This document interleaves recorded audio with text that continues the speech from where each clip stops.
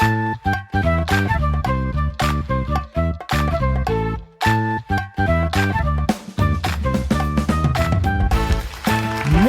bem, ao vivo mais uma vez de novo aqui da grande metrópole Kosai, na província de Shizuoka. E a gente é chique, tá, gente? Porque aqui na província de Shizuoka tem Monte Fuji aí, aqui a gente tem. Muito engraçadinho. Gente, Carlinhos Villaronga por aqui. Seja bem-vindo a mais uma gravação ao vivo pro Facebook, YouTube e Instagram do podcast Motiori, que é o nosso espaço para a gente promover boa conversa e lançarmos sementes de transformação na nossa querida internet e conversar aqui com a comunidade brasileira no Japão. Hoje eu tenho 3 visitas, porque a gente vai falar da Jornada da Coragem 2024, que vai acontecer lá em Chiryu, uma imersão com a Juliana Góes, a imersão Você Protagonista é maravilhoso, né? Você protagonista. Para me ajudar, tem aqui Ket Yakamine, Kelvin Nakashima, Josi Matsushina, ela fala que o nome dela é facinho, eu enrolando aqui, Josi Matsushina, e elas e ele vai me ajudar a pensar um pouquinho aqui sobre essa questão dessa jornada da coragem, o que a gente vai ouvir lá, o que vai ter, e lógico, né? Sempre fica mais emocionante uma palestra, uma aula, desfrutar de um concerto, ou mesmo desfrutar de uma obra de arte quando você conhece o artista por trás. Como essa galera vai palestrar lá, conversei com a organização para a gente poder ouvir um pouquinho da história deles, da jornada deles, aí lógico, enriquece a experiência da palestra, enriquece a experiência do cafezinho, do contato, isso vai ser muito massa. Seguinte, vamos falar aqui um pouquinho de din-din. 16 e 17... Aqui no Japão, julho, vai ter a Amazon Prime Day, tá bom? Uma maneira de você apoiar o nosso podcast é fazer as suas compras. Você pode comprar coisa pro teu cachorro, você pode comprar coisa pro teu carro, você pode comprar brinquedo pro teu filho, comprar cacareco pra tua casa. Usando o nosso link de afiliado, a Amazon repassa um tiquitinho e esse tiquitinho vira investimento aqui para a produção do podcast. Hoje, que é dia 11 de julho, já entrou o Early Amazon Prime Day, que são algumas promoções que já entraram. Então você dá uma olhadinha lá na Amazon, se você curtir alguma coisa, vai no meu link da bio, clica no link e depois você faz as suas compras, o que você quiser. Inclusive eu criei um catálogozinho para quem produz conteúdo. Eu estou relacionando fone de ouvido, microfone, gravadores, câmeras, microfone Bluetooth. Eu estou colocando uma relação com um monte de coisa lá, link para o Brasil, link para o Japão, para a galera poder fazer as suas compras, já que eu mexo com essa parte de equipamento, para tentar facilitar o caminho para a galera encontrar um equipamento legal para comunicar na internet. Língua presa é uma maravilha, tá louco, e coisa maluca. Bom, deixa eu chamar o povo aqui pra gente conversar. A Josi já é de casa, ela vai primeiro. Oi, Josi, tudo bem? Bem-vinda de novo. Tudo bem, muito obrigada. Boa noite. A Ket, qual é a pronúncia do seu nome? Eu devo falar com um E aberto. Deixa eu tentar abrir aqui o seu microfone. Abrir. Eu devo falar um Ket ou um Ket? Qual que é a pronúncia do seu nome? É Ket. Se falar Ket aqui no Japão não soa muito bem. Então tá bom, né? Já tô perguntando antes para não cometer gafes. Kelvin, a gente já se conhece, a gente já compartilhou um ranguinho nas mesas vizinhas, mas a gente nunca proseou no podcast, então bem-vindo. Com certeza, é uma honra estar aqui, gratidão pelo convite e tamo junto, é isso aí, a gente tem que um ajudar o outro, todo mundo crescendo junto, é isso que importa. Legal. Gente, como você está, a Josi já passou aqui algumas vezes, então ela já é meio de casa, né? A Ket e o Kelvin a primeira vez, só para vocês entenderem a pegada do podcast, eu gosto muito de falar de direitos humanos, eu gosto muito de falar de saúde mental, e como a gente vai falar aqui de jornada e de coragem, a gente vai fazer o seguinte movimento. Eu vou perguntar primeiro para vocês quem são vocês hoje. Como é que vocês se apresentam? Como é que vocês se entendem dentro da atuação de vocês? Até porque vocês estão palestrantes, né? Então, o que vocês fazem hoje? Aí a gente vai dar um passinho atrás para visitar um pouquinho a jornada e a gente volta para falar do evento, divulgando, o que vocês pensam em falar lá, se já tem tema de palestra, dá para dar algum spoiler do que vai ser falado lá, enfim, aí a gente vai e volta. Então, vamos começar aqui com a Josi, ela já é de casa, mas aqui, se você está chegando nesse episódio, vale a pena ouvir o que ela tem para dizer. Então, senhorita Josi Matsushina, diga para nós quem é você. Eu sou Josi Matsushina. No momento, eu atuo no Japão como psicanalista, terapeuta integrativa, né? E também faço algumas artes, algumas coisas na internet para algumas pessoas. Tenho grupos de estudo sobre o sagrado feminino, consagração do cacau, coisas desse tipo, né? Trabalho com a área mais assim espiritualista, juntando, integrando ela com a terapia, né? É isso que eu faço no atual, né? E já tem alguns anos que eu atuo aí, tenho alguns grupinhos, dou algumas aulas, faço alguns workshops nessa área também, trazendo sempre a arte como forma de terapia, né? E é isso. Muito bem, muito bem. Cat, por gentileza, você que está aqui pela primeira vez, se apresente. Quem é você? A minha Cat é Camille, eu sou hipnoterapeuta, sou empresária, tenho ranchos para locação aqui na região de Rifo e Okazaki. E sou escritora também, tenho um livro autoral de poesia publicado, sou coautora em outros 3 livros. Ah, que legal, tá? Você sabe que você já vai ser convidada de livre espontânea pressão depois declamar uma poesia pra gente encerrar o episódio, né? Pegar de surpresa, assim, vamos ver se a autora sabe de cor. Mr. Kelvin, diga, por gentileza, se apresente. Eu sei que tem muita gente lá que conhece, mas vai que, né? Não, tem muita gente que ainda tem que alcançar muita gente ainda. Bom, primeiramente, quero pedir desculpa que se me faltar voz, tá? Eu tô falando desde 8 horas da manhã, acabei de sair de um podcast, de uma gravação de um podcast, 3 horas de conversa também, então Tá suave, tá suave. desculpem a voz rouca. Tô até meio sem voz de verdade, de tanto falar. Bom, sou Kelvin Nakashima, conhecido aqui no Japão como Mago da Comunicação Comportamental. E Kelvin, o que é isso? O que é esse papo louco de mago? O que é esse papo louco de comunicação comportamental? Bora lá. A minha jornada, eu sempre trabalhei em vendas. Então, é um processo de conhecimento de comportamento humano, quando a gente vai falar de marketing e vendas. E aí eu desenvolvi o meu método chamado comunicação comportamental, porque a maioria das pessoas acham que comunicação é só o que a gente fala. Mas o maior impacto que a gente tem sobre as pessoas é o nosso comportamento. Não é sobre o que, mas como a gente comunica e como que a gente fala. Então, basicamente, seria estratégias de posicionamento, marketing e branding, que é a construção da sua marca pessoal. Mas eu criei um nome bonitinho e chamei de comunicação comportamental para criar meu diferencial. Então, basicamente é isso. Um bom estrategista de vendas. Muito bem. Legal. Gente, uma coisa que eu sempre gosto de conhecer, mais do que o que a pessoa alcançou, né? Às vezes a gente vai numa palestra, às vezes a gente vai numa mentoria, alguma coisa, e a pessoa já dá o retrato de tudo que ela alcançou para tentar ela se posicionar com tudo que ela alcançou e isso de alguma maneira impressionar e engajar a galera e trazer possíveis clientes ou alunos, enfim. Eu, como tenho esse lado mais para direitos humanos, eu sou mais da empatia, de pensar como foi a jornada, quais foram os desafios, ou mesmo que a pessoa é milionária, tudo bem, mas está lá lidando com depressão, né? Então eu procuro esse olhar nessa parte humana. Eu sei que tem, né? Se você pegar a área da mentoria, do coaching, dos treinamentos, enfim, tem essa questão de posicionamento na internet, mas eu acho bem legal conhecer um pouco da jornada. Como até o evento chama Jornada da Coragem, né? E aqui eu recebo bastante psicólogos no podcast, o pessoal fala que começar uma terapia, né? A Josi pode falar isso, né, Josi? Começar a terapia precisa ter coragem, né, Josi? Porque não é fácil não, né? Com certeza. Vai ter que encarar aí as suas sombras, né? A terapia, ela acontece com as pessoas quando a dor dela é maior do que a dor de ficar parado. Só aí que ela se movimenta. Então, chega realmente muito próximo à beira do fundo do poço, né? É bem complicado.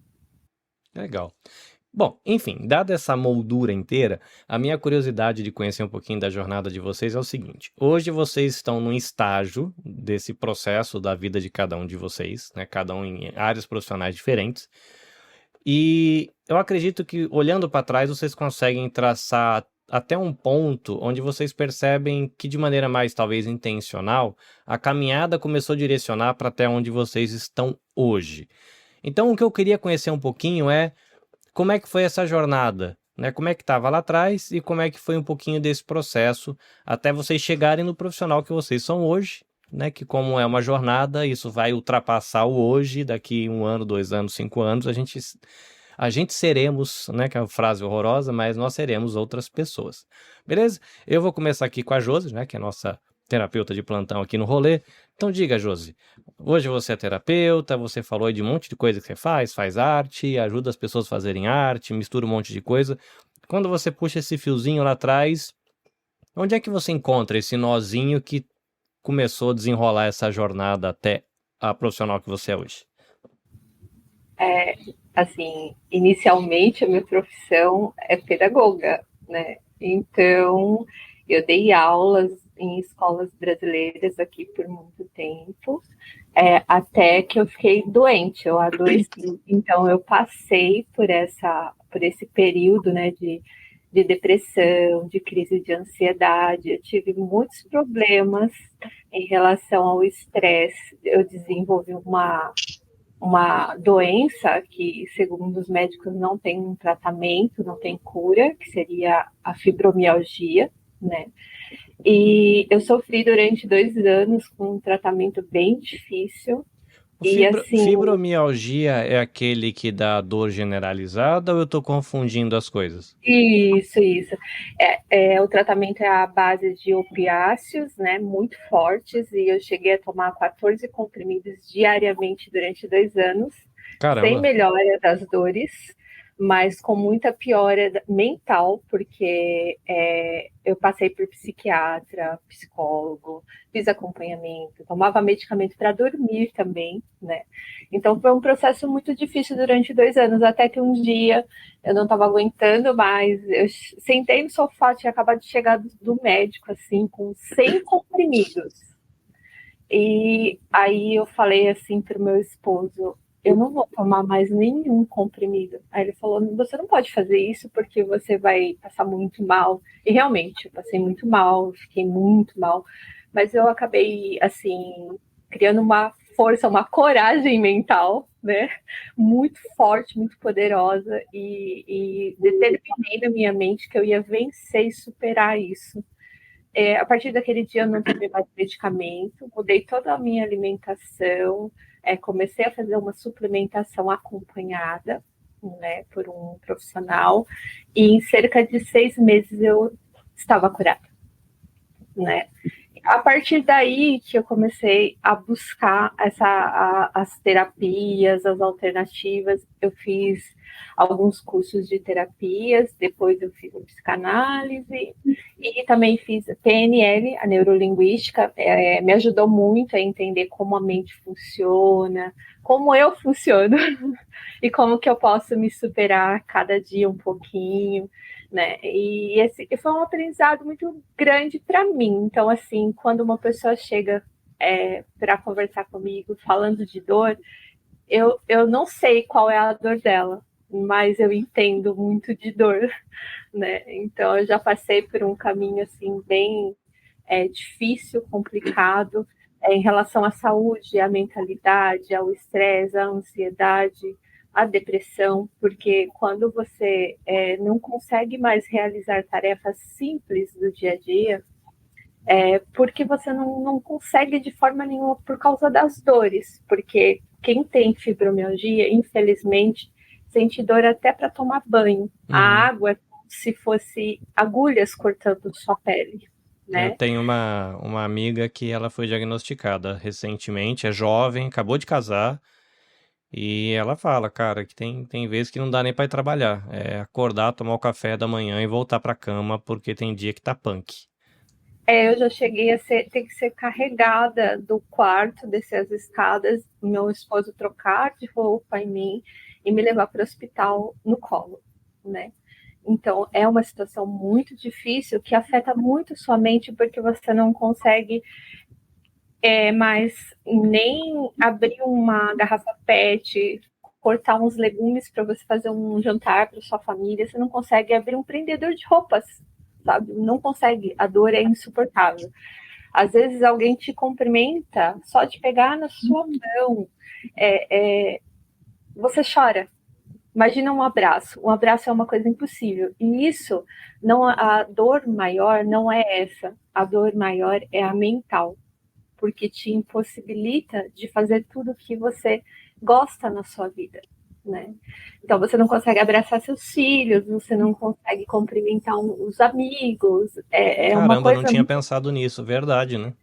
É uma coisa muito incapacitante e é doloroso demais, né? Uhum. Então, não é só uma dor física, porque quando você não consegue mais funcionar como você acaba entrando em depressão, né? E vem junto as crises de ansiedade, porque você não sabe se você vai melhorar, se vai ter um ponto na sua vida que você vai se encontrar de novo, né?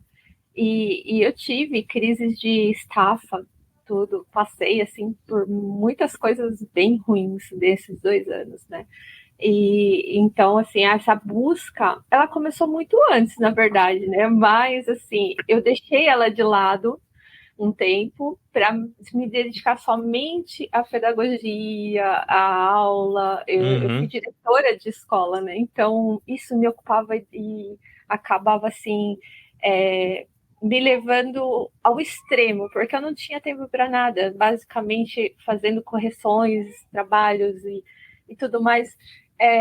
Eu ia dormir às 2 da manhã para acordar às 6, né? Era uma coisa louca, assim, né? E eu tinha também ganhado um curso chamado Japanologia, né? E esse curso era numa universidade um pouco longe, e tinha que estar lá nos finais de semana, então não tinha tempo para parar, né? E isso tudo despertou em mim muita vontade de entender como a mente funcionava e como que eu poderia aplicar essa coragem. Eu fui estudando, até que eu decidi um dia, falei, não, agora eu tenho, né, o suficiente para saber que eu sou forte e eu consigo superar isso. E realmente foi assim, né? Determinação e coragem de enfrentar a própria dor. É isso que me move, né? Sempre me moveu, mas principalmente hoje, não acho que seja só coragem, é você se encontrar como o ser que você é, né? Você entender quem que você é e a capacidade que você tem, né? Inclusive o Kelvin, né? Ele me deu umas aulinhas, né? Eu preciso de aula de novo. Então, assim, o Kelvin é um mentor para mim, olha. E eu tenho 43 anos e vários cabelos brancos aqui. Eu fico honrado e é uma honra poder fazer parte da sua história, tá? Muito obrigada, né? Então, assim, eu tenho muita gratidão, sabe, por tudo que eu vivi, apesar das dores, apesar da dor emocional, né, das dificuldades mentais, assim, porque foi um aprendizado muito valioso e eu não mudaria nada, porque hoje, se eu consigo ter mais empatia com as pessoas, entender um pouquinho do que elas estão passando e conseguir auxiliar elas, é por causa disso, né? Então, acho que faz toda a diferença quando você olha para dentro de você, mergulha profundamente no seu ser e compreende quem você é, o que você quer, né? E qual a sua capacidade, qual a sua potência de realização. Acho que isso é tudo para a gente. E não interessa se é terapeuta, se não é terapeuta, se trabalha em qualquer área, quem seja, né? Ela precisa desenvolver essas habilidades. Por isso eu acho que é tão importante, né, a gente ter vários eventos que possam possibilitar pelo menos a pessoa dar o primeiro passo. É isso. Passo minha bola para quem? Para Kate, para Cat ou para o Kelvin? Eu vou passar para Cat. Deixar as damas falar primeiro, né? Que Primeiras acho que é damas, honroso, é honroso. São os cavalheiros Assim, aqui, a primeiras gente damas. respeita. Inclusive, agora no mês de julho, está acontecendo uma campanha no Brasil, e o meu podcast ele faz parte dessa campanha também, que chama O Podcast é Delas, que é um movimento em prol de você dar mais vozes a mulheres em podcast. Porque normalmente quando se pensa em especialistas de alguma coisa, é muito comum a busca por especialistas homens, né? De alguma maneira existe essa cultura no Brasil de que o homem é o especialista, né? Então tem esse movimento todo ano, tem uma campanha, vários podcasts se mobilizam, né? Então é legal a gente estar aqui no meio da campanha, o podcast é delas, dando voz primeiro à mulherada. Então, Cat, senhorita Akamine-san, conte um pouquinho pra gente quando foi que a linhazinha começou a desenrolar para formar a profissional que existe hoje, aí falando com nós. A minha jornada começou ali em 2020, na pandemia. Eu fui para o Brasil bem no comecinho, quando estava se ouvindo falar na pandemia, né? Então eu fui para o Brasil com os meus filhos. E eu estava assim em estado depressivo. E ali no Brasil, a hora que eu cheguei, estourou a pandemia, fechou tudo. E eu moro em chácara lá no Brasil, né? Então eu estava mais retirada do que E ali eu encontrei uma situação onde minha família estava passando por um momento muito delicado. Minha mãe tem depressão desde que eu entendo por gente. E estava assim, com bastante problemas na família, e eu cheguei e encontrei aquela situação, então eu não conseguia falar da minha situação para ninguém. Então, não consegui pedir ajuda para ninguém, por conta que estava todo mundo ali envolvido na situação familiar, né? E no decorrer dos dias, a minha depressão foi aumentando, eu fui ficando assim, num estado que eu pedia já para Deus me recolher. Eu não estava mais aguentando a situação que eu vinha passando. Então, eu pedia para Deus me recolher. E eu comecei a ter crises de vesícula também durante a pandemia, e virou uma bola de neve, sabe? Quando uma coisa tá ruim, puxa outra coisa ruim. Uhum.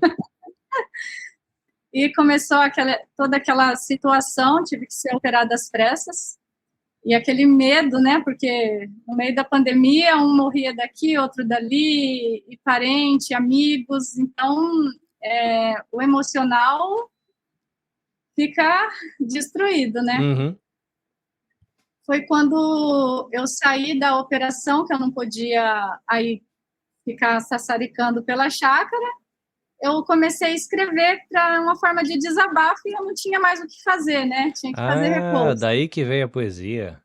Daí que veio a poesia. Só que eu não tinha costumes, nem comprava livro de poesia para ler, não era fã de poesia.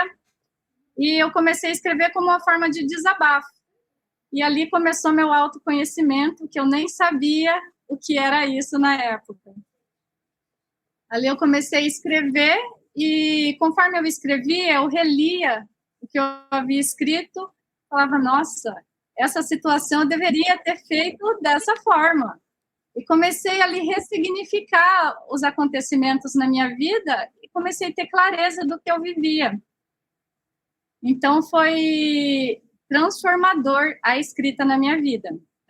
E um dia, não sei se vocês acreditam Para mim, foi um milagre que aconteceu, sabe?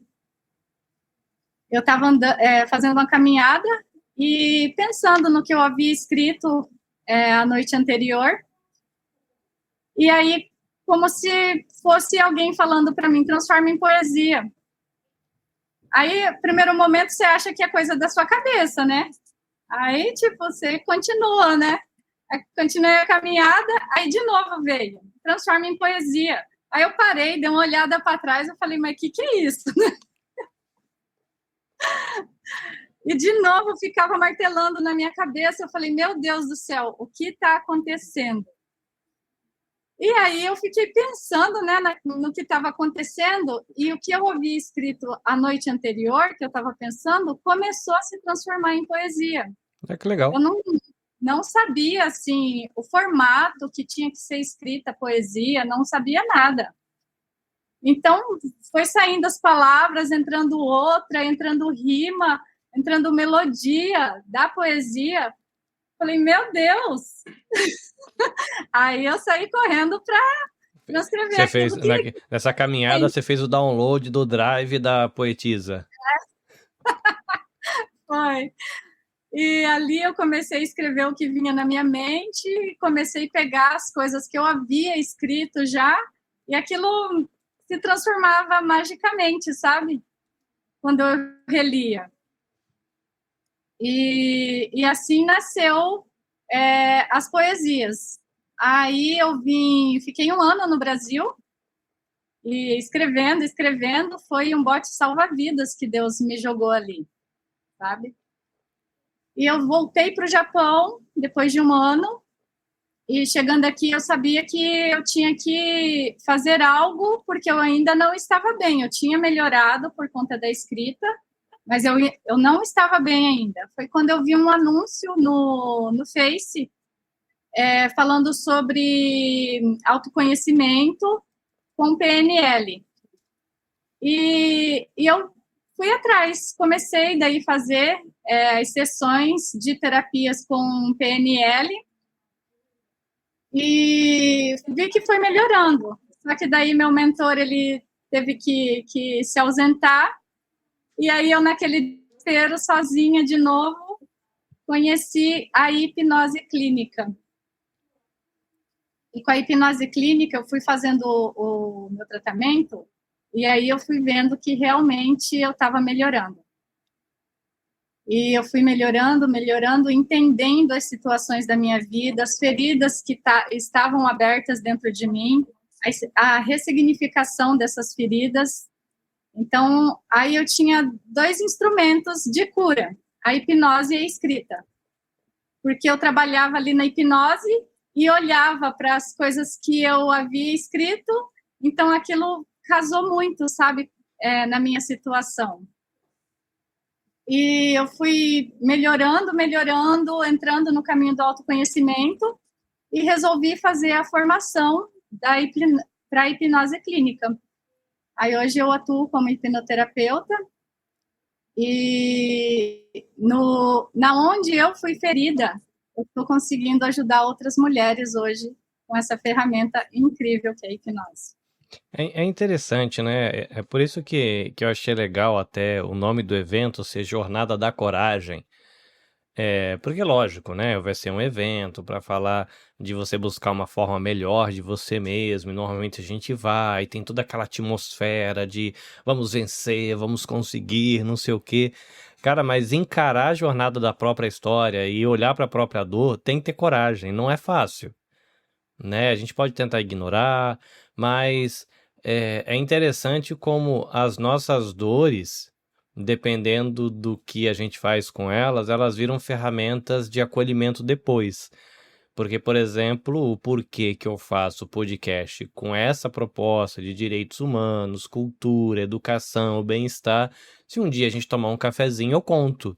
Tem toda uma jornada de vida que hoje, depois de fazer terapia, de olhar para dentro de mim, como a Josi falou, eu não sabia como eu funcionava, eu fui descobrir como a minha cabeça funcionava depois dos 40 anos.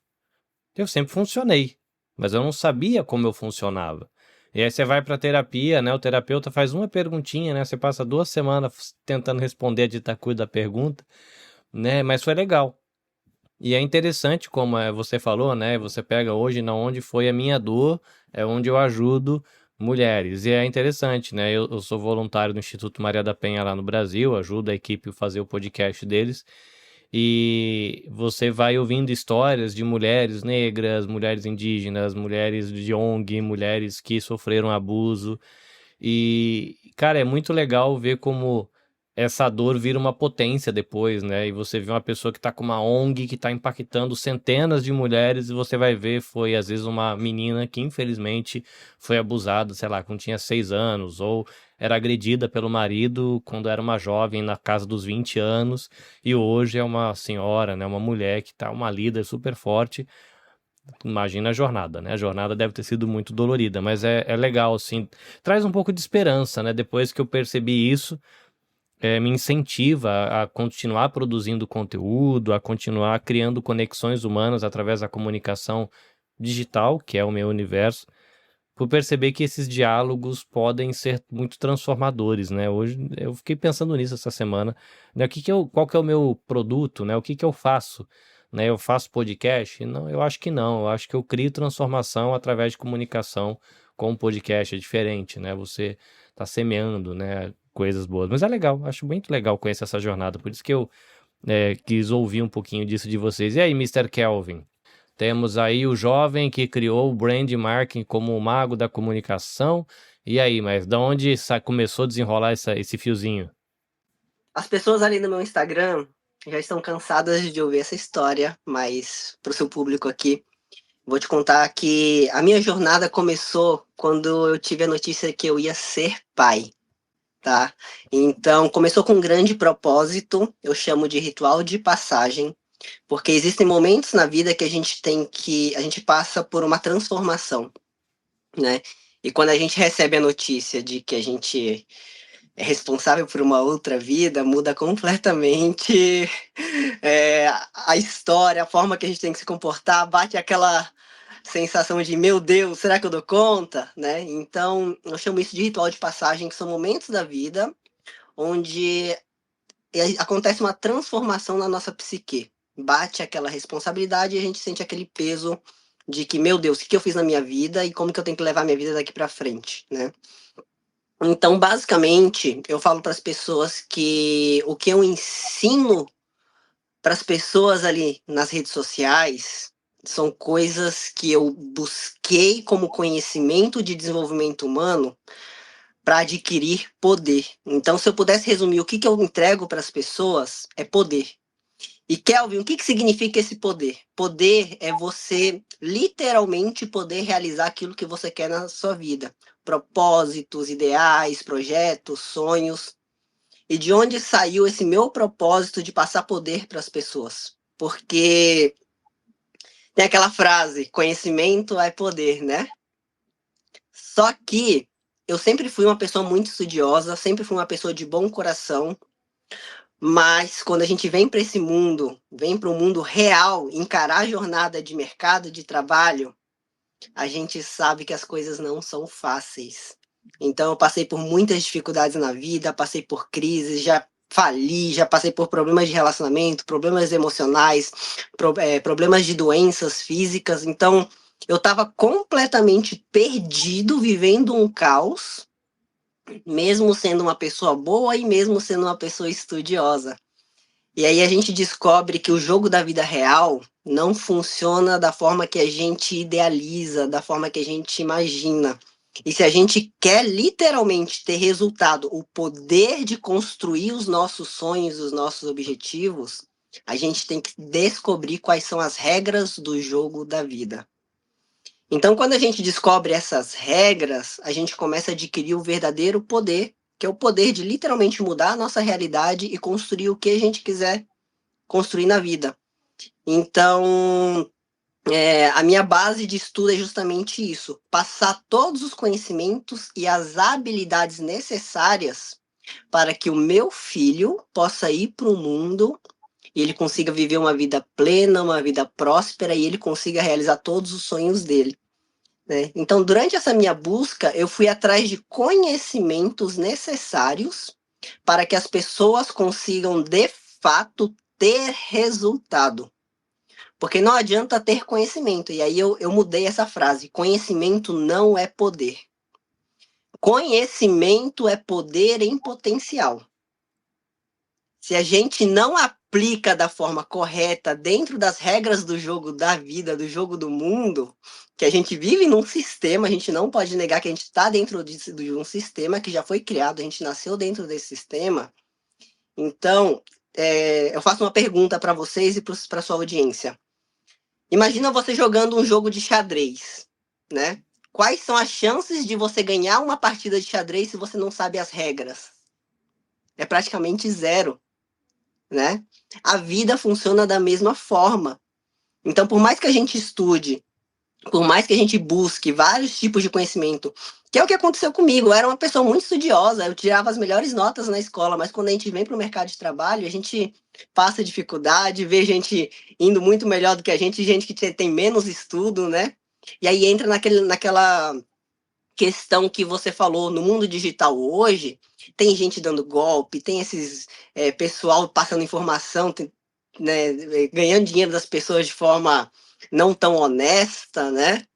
E aí eu criei um grande movimento que é muito parecido com aquele movimento do Martin Luther King, que eu sou apaixonado pela frase dele, que é aquela frase: o que me assusta não é o grito dos maus, é o silêncio dos bons, tá?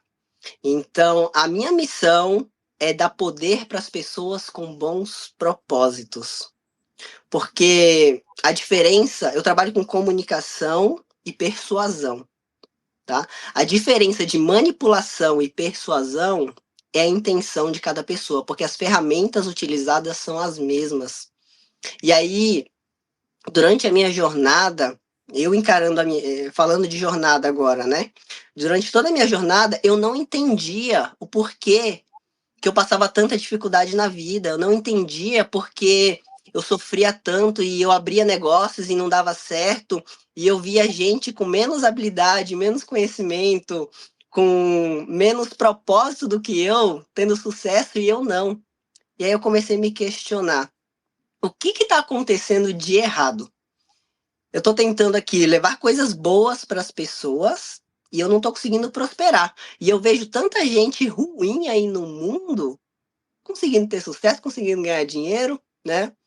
Onde que está o erro? Onde que eu estou errando, né? E aí eu descobri que no mundo de hoje existem as pessoas que são boas e as pessoas que parecem ser bons profissionais. Elas só, igual você falou, né? Tem gente se posicionando aí de uma coisa que não é, né? Mas infelizmente a gente tem que entender que esse é o jogo da vida. Se a gente não joga o jogo, a gente vai ficar para trás das pessoas que estão jogando o jogo. Então a minha missão é fazer com que as pessoas boas sejam boas e pareçam boas no mercado, para que comecem a fazer barulho, chamar a atenção, para que os movimentos de bons propósitos vençam os maus movimentos. Porque a gente só vai vencer essa guerra, fazer mais barulho do que as pessoas ruins, se as pessoas de bons propósitos tiverem as mesmas ferramentas de fazer barulho, de comunicação. Porque às vezes é uma pessoa incrível, com muito conhecimento, com muito coração bom de querer ajudar o próximo, mas ela não consegue ter uma comunicação clara onde as pessoas consigam perceber o valor daquilo que a pessoa tem para oferecer, né? Então, o meu papel é esse, trazer uma estratégia de comunicação onde todos esses bons propósitos façam tanto barulho que as pessoas não consigam deixar de ver. E quando as pessoas de bons propósitos tiverem as mesmas habilidades das pessoas ruins, que são boas comunicadoras, porque a gente não pode negar, a pessoa ela pode ser ruim, ter uma má intenção, mas se ela está conseguindo enganar as pessoas, ela é uma boa comunicadora. Bom, eu tenho um conhecido que ele é empresário no Brasil, ele é dono de uma escola profissionalizante, e ele fala dessa questão de propósito, saber se comunicar, saber se posicionar no mercado, e fazer, cara, a gente tem que tomar cuidado, porque se você pensar no tráfico, o tráfico é uma empresa maravilhosa, tem marketing, tem venda, tem lucro, tem investidor, tem transporte, o propósito desse troço é ruim, mas é uma máquina maravilhosa. Então, mas o processo deles é perfeito. Exato, ele fala, não é porque o processo é bom, porque a máquina funciona, porque quer dizer que você tem que... Porque ele gosta muito de falar também dessa questão de propósito, não só do profissionalismo, né, de você desenvolver uma habilidade técnica específica, mas de pensar em propósito de vida, né? Ele gosta muito de, apesar de não ter nada a ver com o japonês, ele curte muito falar de Ikigai, essas coisas assim. E me chama a atenção, né? A maquininha é maravilhosa, né? Você pegar uma Exatamente. máquina aí de produção e Aham. tráfico de Então, drogas, basicamente, só para você entender, o que eu entrego são ferramentas de criação de movimento, criação de comunidade, que a gente chama de primal brand. É o processo natural do comportamento humano. Por isso que o que eu ensino é muito sobre comportamento humano. O ser humano, ele é um ser adaptado para viver em comunidades, em tribos. Nossa genética é feita para viver em tribos. E o que acontece? Os pilares de ferramentas para unir pessoas são os mesmos. E aí eu gosto de dar um grande exemplo. As ferramentas que eu ensino são as ferramentas que Jesus Cristo utilizou para arrastar uma multidão para ensinar bons propósitos, ensinar o amor incondicional, ensinar o perdão, né? Ele criou um movimento, ele fez barulho, ele chamou a atenção e estava levando as pessoas por um bom propósito. Só que as mesmas ferramentas foram utilizadas. Não vou falar aqui, não sei se está no YouTube, pode ser cancelado. Aí, pelo aquele alemãozinho do bigodinho lá, que fez aquelas coisas ruins com os judeus, né? Então, as ferramentas para você conduzir uma comunidade para algum propósito, seja bom ou mal, são as mesmas. Só que o que acontece? As pessoas ruins, elas não têm medo de manipular as grandes massas e levar as pessoas para usar das pessoas a seu favor, né? E é por isso que tem muitas pessoas boas que têm receio de utilizar ferramentas de persuasão com medo de, não, será que eu tô manipulando as pessoas? Né? E eu Será acho que tô... é, inclusive, uma dúvida legítima, né? Você se preocupar com isso e realmente é desafiador, né? Tem coisa que é desafiadora pra caramba. Isso. Então, aí que entra um processo antes disso da criação do movimento, que é o autoconhecimento. Primeira coisa que eu sempre coloco em qualquer treinamento meu, em qualquer mentoria, é primeiro a pessoa se conhecer e ter muito claro quais são seus princípios e valores inegociáveis. Eu não dou a minha mentoria para qualquer pessoa por causa disso. A pessoa pode me pagar milhões, mas se eu vejo que a pessoa tem más intenções, eu não ensino essas ferramentas porque é muito perigoso. Né? Então, é essa a questão. Então, a minha missão é mostrar para as pessoas com bons propósitos que é necessário ela ter essas ferramentas, porque senão as pessoas ruins vão continuar fazendo barulho e vão aparecer mais do que as pessoas que têm bons propósitos. E as pessoas que têm bons propósitos, elas vão ficar ali escondidas e ninguém vai perceber. Né? Então a gente tem que fazer mais barulho do que as pessoas ruins, para que os bons movimentos e os bons propósitos vençam os propósitos ruins. E essa é a minha grande missão, ensinar esse tipo de ferramenta para que cada vez mais pessoas boas possam ajudar mais e construir um mundo melhor. Na minha cabeça aqui tá acendendo luzinha, tá, gente? Porque na atualidade, né, uma das ferramentas que tem muito potencial para isso é o podcast, inclusive o Kelvin agora, Palminhas, agora é co-host de um podcast que é parceiro, né, do canal de televisão, agora de Webnet TV, enfim, né, e é muito massa isso, assim, essa ferramenta de comunicação e de fazer barulho e propósito, e se conhecer é um desafio. Josi, diz uma coisa para mim. Eu lembro que eu fiz eu vou chamar de processo terapêutico, não era exatamente uma terapia, era algo mais como uma mentoria, mas eu lembro que nas primeiras mentorias, no primeiro encontro, na verdade, desse tempo que eu passei com essa pessoa, a primeira pergunta que ele me fez foi de que mosaico, ou vamos melhorar a frase aqui, quais as peças que montam um mosaico do que você é feito? Né? O Kelvin falou agora de você se conhecer o que você tem como valor inegociável. Eu não sei para você, Josi, nesse processo de busca da tua cura, da tua restauração emocional, como é que foi para você discernir e não sei como é que é pra Cat isso também, mas eu percebi que pra mim tinha muita coisa que eu fazia e de que existem valores que fazem essa máquina funcionar, essa máquina chamada pessoa eu, que eu não me dou conta, né? Você sempre fez daquele jeito, você entende a vida daquele jeito e faz, e você não percebe que existe um valor, às vezes é um valor até falso, que você enfiou na cabeça por algum motivo e carrega aquilo como se fosse uma verdade. Mas como é que foi pra você, Jô? Só por curiosidade, esse processo de se entender, né? Quando você decidiu que você ia ficar bem, e como é que foi? Tentar entender como é que você estava funcionando, qual foi os maiores perrengues nesse processo? Foi tranquilo? Foi pedregoso? Como é que foi esse processo de olhar para dentro e tentar entender como é que eu funciono? Como é que a Josi funciona? Né? Então, sabe que foi interessantíssimo, porque assim, eu fui em busca de cursos para, né, mentorias, cursos e tudo mais, para ter ferramentas para entender as coisas que estavam se passando comigo. Porém, com a PNL, eu descobri que eu já aplicava todas as ferramentas de PNL desde criança sem saber que era isso. Né? Já aplicava em mim, porque assim, a minha história, eu acho que o desenvolvimento da dor física, ela tem muito a ver com muita coisa mais profunda da minha história, como o Kelvin falou, né?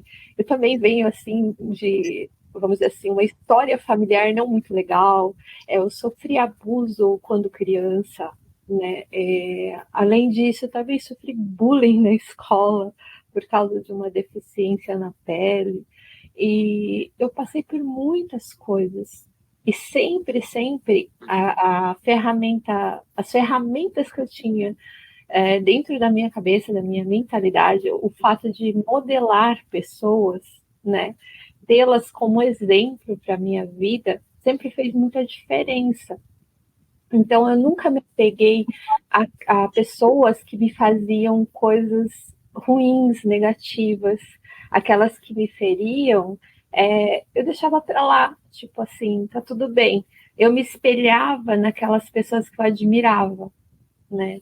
Então, sempre eu usei esse processo em mim, né, do espelhamento, de modelar alguém, e sempre funcionou muito bem. Só que quando eu acho que aumentou muito o nível de estresse, porque eu sou uma pessoa que, querendo ou não, eu não gosto de ver injustiças, né? E a gente sabe que as coisas aqui no Japão são bem difíceis, no sentido das pessoas, elas ficam presas a uma rotina, e como o Kelvin falou, quando a gente tem filhos, é uma coisa que acontece assim na sua mente, que primeiro dá uma bugada, né?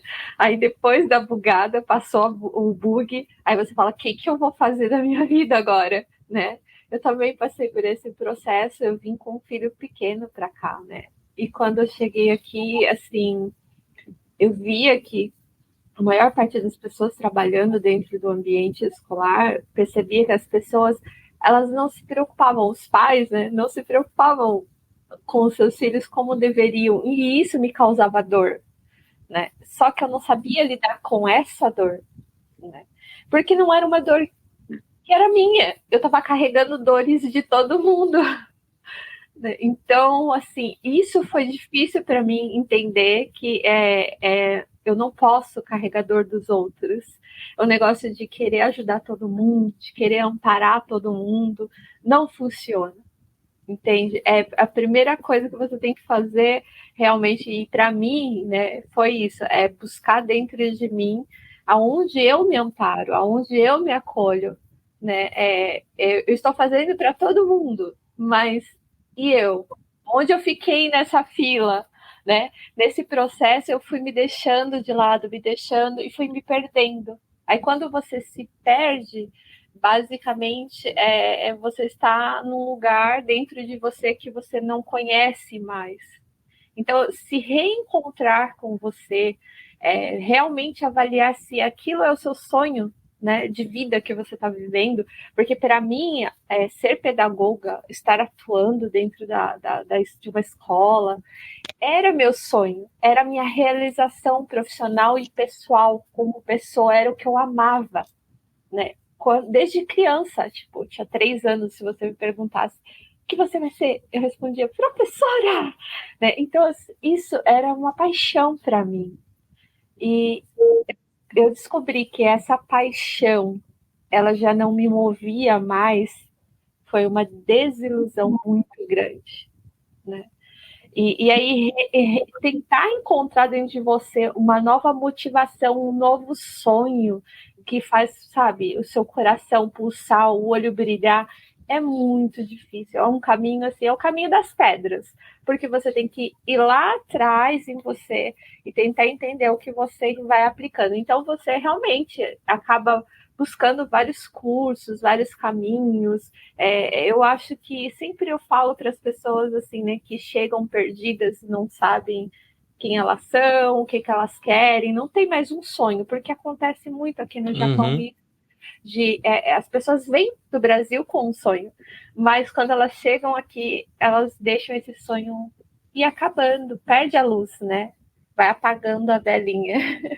E aí eu acho que eu sempre falo para as pessoas assim, procura o que você gosta, o que te, sabe, faz o coração, né?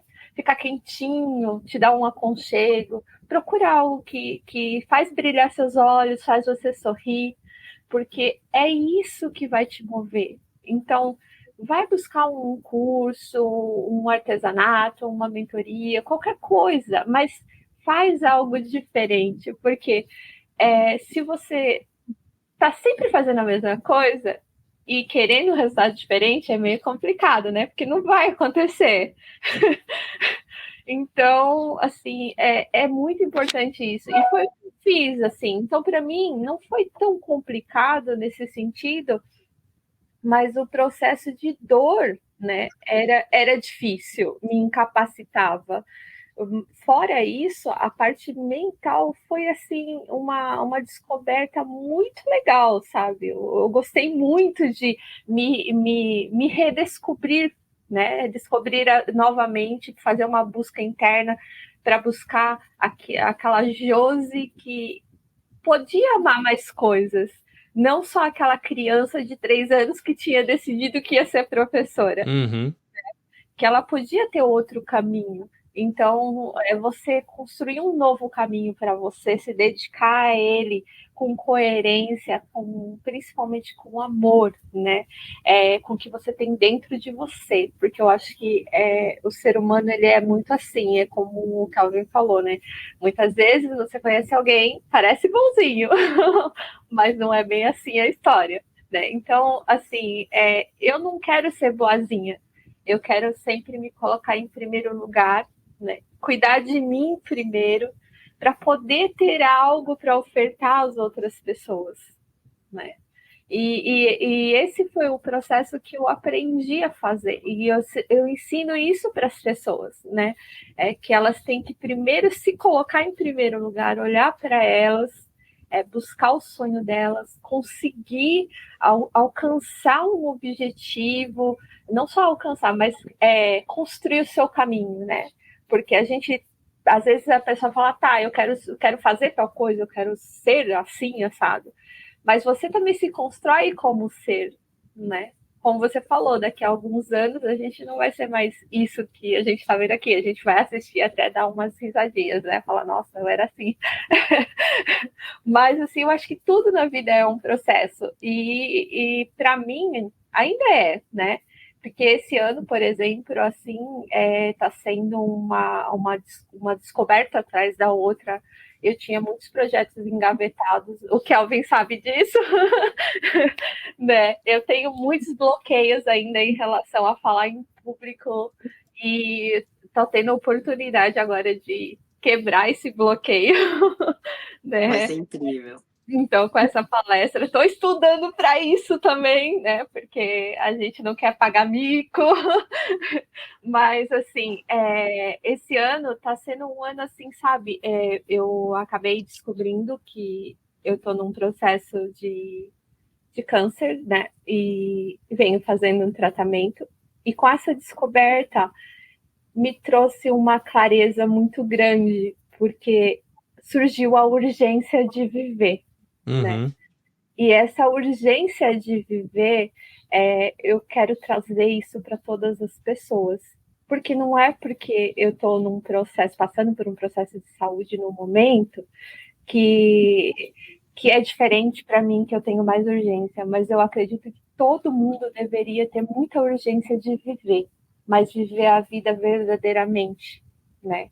Da forma, não é só aquela rotina de você acordar, ir para o trabalho, voltar, fazer as compras no final de semana e ir para o shopping, mas é você estar vivendo de uma forma plena, consciente daquele momento. Então, quando você estiver presente, né, estar em presença de verdade com os filhos, com os amigos, com as pessoas, porque a vida da gente, o mais importante são as pessoas que nos rodeiam, né? E eu acabei trazendo vários projetos assim para a vida de novo, tirando eles da gaveta, e estou trabalhando neles com afinco mesmo, né? Inclusive, no dia da palestra vai ter o lançamento do meu primeiro livro sobre inteligência emocional, né? E é isso, assim, eu acho que tudo é um processo, você sempre vai sentir medo, né? Como eu, agora, com essa descoberta, inicialmente veio medo, né? A gente tem medo do desconhecido, é natural, é normal, mas a gente tem que encarar tudo na vida como um processo que você está vivendo ali, né? E você vai passar por isso. Então, eu sempre falo isso e coloco na minha cabeça também isso, que o problema você já tem. Quando ele aparece, ele está ali, você já tem ele. Então, não adianta você focar no problema, né? Você tem que focar em buscar alternativas, soluções para aquilo que você tem, né? Se você focar nas coisas boas da vida, no que você já tem, no que você pode vir a ter, com toda certeza aquele processo vai ser muito mais fácil, independente do que seja. Cara, você trouxe tanta coisa legal, mas algumas coisas que me chamaram a atenção antes de eu passar aqui a palavra para a Cat.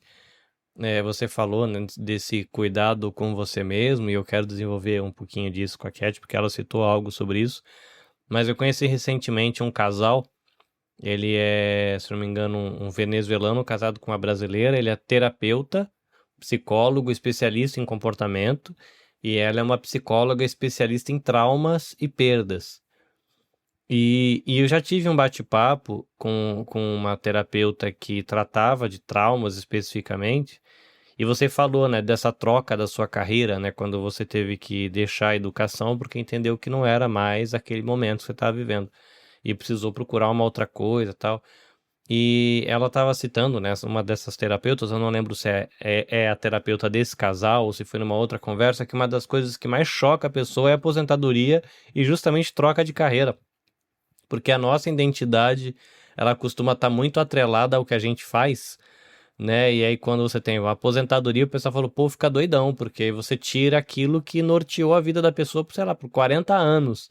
E aí ela se perde, e aí tem que ter o luto, tem que ter a despedida, tem que ter o adeus para aquela fase, para aquela atividade, para aquela carreira, para aquela profissão, para você conseguir acolher algo novo, né? É interessante falar disso, que eu acho que às vezes tem uma pessoa sofrendo com alguma coisa é porque não se permitiu o luto também, né? Não se permitiu elaborar e não se permitiu abrir mão daquilo. E aí vai pra terapia, pô. Vai pra terapia, que terapia é legal. Cat, me diz uma coisa. Você citou que você estava vivendo aquele momento lá na chácara e de que você não estava tendo tempo ou espaço para falar de si porque tinha a dor do outro. A minha curiosidade é, como é que foi para você esse processo de resgatar o entendimento ou pela primeira vez entender de que eu também preciso ter espaço para falar de mim e para cuidar de mim? Como é que foi isso para você? Como é que foi essa viradinha? Ela foi dolorosa? Ela foi tranquila? você lutou contra, que às vezes a gente luta contra a gente mesmo, né? Mas enfim, como é que foi para você essa viradinha de chave? Aqui eu puxo o gancho do que a Josi falou sobre ficar perdida ali, né? E acho que foi a segunda poesia que eu escrevi, fala disso, Labirintos do Meu Eu. Percorro-me de um lado para o outro, tentando achar saídas de mim mesma. Como labirintos é o meu eu, de virada em virada, vou ficando agoniada por nos mesmos caminhos parecer passar. Abro portas sem saída e algumas tão sofridas que logo me põem a fechar. Outras abro e me demoro, e com saudade choro por naquele tempo, quem dera pudesse eu voltar. Então, ali, quando eu me vi daquela forma, sem poder contar com a ajuda dos familiares, não porque eles não queriam me ajudar, mas porque eles estavam passando por uma dor também, então eu tinha que guardar minha dor no bolso, tentar ajudá-los da melhor forma que eu conseguia e trabalhar a minha no meu interior, né, sozinha. A minha virada de chave foi realmente quando eu olhava para o que eu escrevia e falava, caramba, isso não pode ficar assim. Ou em algumas situações, eu errei feio aqui. Então, eu ia olhando para aquelas situações e ressignificando os acontecimentos, porque ali eu escrevi a minha vida inteira, sabe? Escrevi acontecimentos com os meus filhos. Eu falo que eu errei muito na criação dos meus filhos, e só que algo que eu tenho muito no meu coração foi a presença que eu tive na vida deles, por mais que tive meus filhos muito nova, né? Então, tenho 3 filhos homens, escadinha, então não tive aquele tempo de respiro. E como meus pais não estavam aqui no Japão para me dar uma mão, me dar um apoio, então eu via ali criando 3 crianças, meio que sendo criança também. Então eu precisei brincar com eles como criança, sem um entendimento, um respaldo ali de adulto, né?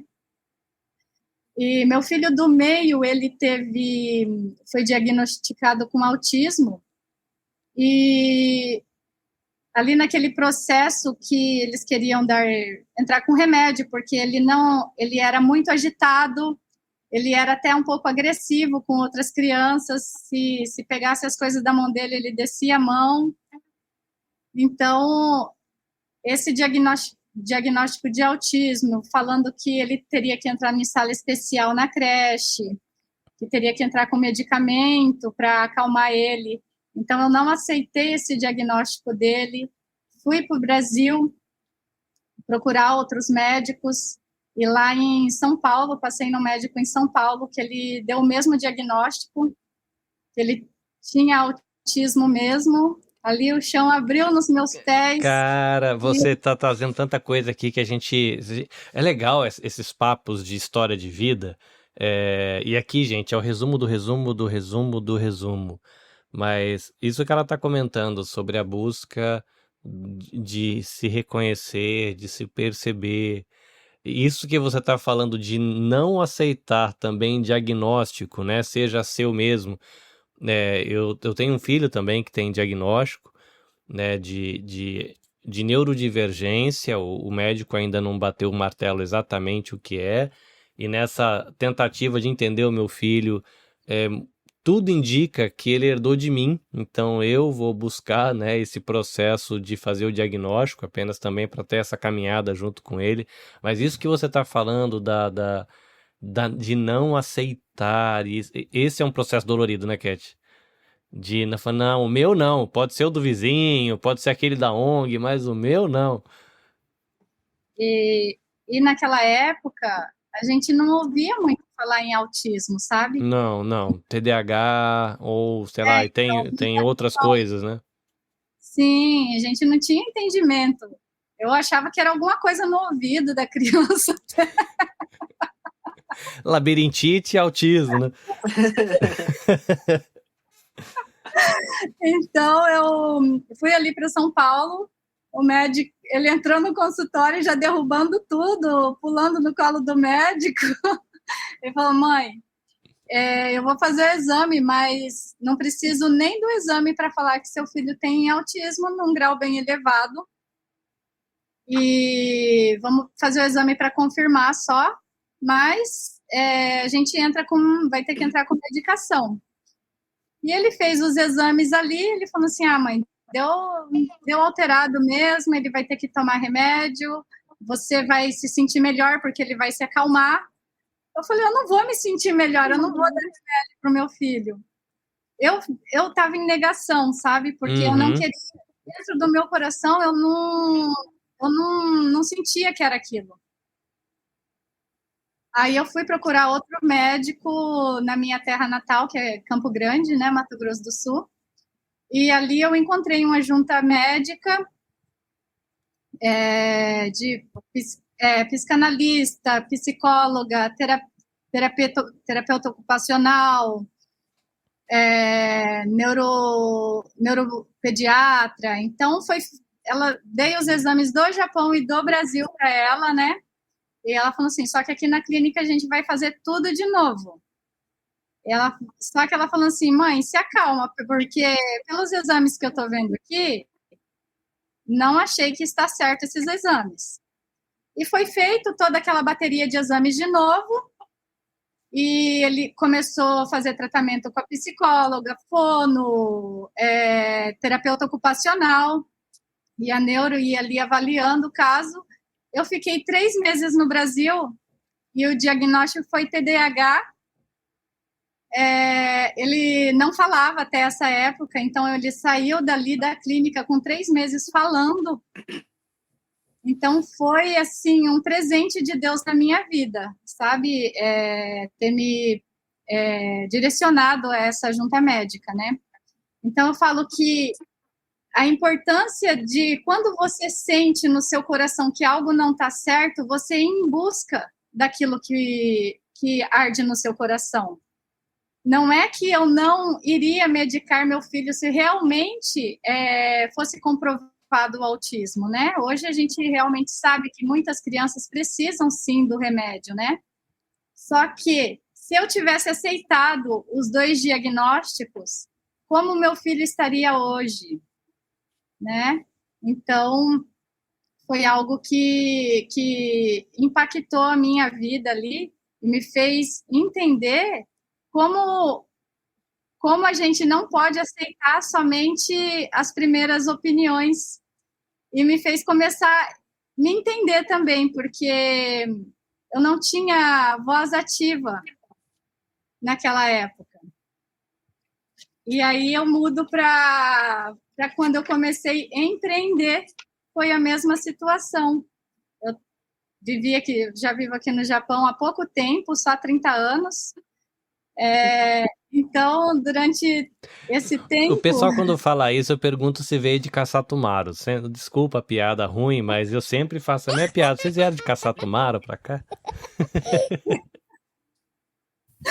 O que é Caçatumaru? Caçatumaru é o barco que levou o avô do povo há um século atrás. O pessoal que tá aqui há 30 anos, o barco levou, descansou lá, na volta trouxe vocês, porque não é possível. Verdade. E durante esse tempo de Japão, eu comecei a trabalhar na fábrica aos 14 anos de idade.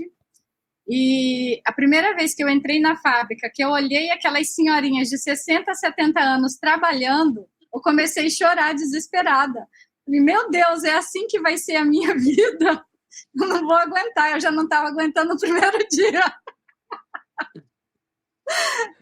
E ali eu comecei a falar, não, minha vida não pode ser assim, trabalhando indignada que a minha vida seria daquela forma, sabe? E os anos foram passando, eu comecei a falar que eu não queria a vida daquela forma, e começamos com importação, trabalhar com importação da China. Fomos ali na China a primeira vez, eu estava grávida de 3 meses do meu primeiro filho, E fomos numas fábricas grandes, sabe, de roupas. Era uma fábrica da Comessa, não tem a loja da Comessa, Ismo? E eu entrei na fábrica assim, e lá na China é assim, você entrou na fábrica, eles avisam pelo interfone, todo mundo parou as máquinas, levantou, e a gente começou a passar no meio ali, né? Me deu um negócio assim, eu falei assim, é isso que eu quero. Cheguei! Daqui sou eu! E ali começou a nascer algo dentro de mim, eu falando assim, não, é esse o caminho. É esse o caminho. Só que, tão inocentes que éramos, nosso primeiro negócio que a gente estava ali vendo, então não dava nem para o nosso entendimento, não dava. E eu fui para o Brasil ganhar meu filho. E quando eu voltei, eu trouxe roupas para vender aqui no Japão. E eu fazia dentro do meu apartamento com meu menino de colo 700 mil por mês em venda de roupa. Imprimia catálogo, sabe, na impressora normal de casa, assim mesmo. Uhum. Chamava as meninas do Dante para bater foto, batia foto. Já tinha os modelos ainda. Já tinha os modelos. Então, batia foto delas, aí imprimia, aí anunciava na alternativa o catálogo, né? Nossa, e eu vendia muito o catálogo. Eu vendia o catálogo e vendia as roupas. Então, o empreendedorismo, assim, foi algo que foi muito bom para mim. Faz parte dessa viradinha de chave de se entender como alguém que pode ter espaço para mim também, posso sonhar. Sim, só que como eu não entendia nada da vida, eu achava que aquilo não era, assim, algo tão grande, sabe? Era algo normal para mim. Eu não conseguia entender e olhar com olhos de empreendedora. E aí eu tive produtos brasileiros aqui, lojas de roupa. Depois eu montei 3 lojas de roupas no De Amigos, né? Em 3 cidades diferentes, locadora. E continuava com a importação. Só que sempre no meu coração eu ficava, quero ir para o Brasil, eu preciso voltar, não consigo me achar aqui no Japão, não quero morar aqui. Foi quando compramos o primeiro rancho, em Gifu. Aqui. Aqui. E aí, quando comprou o primeiro rancho, alguma coisa se aquietou aqui dentro de mim.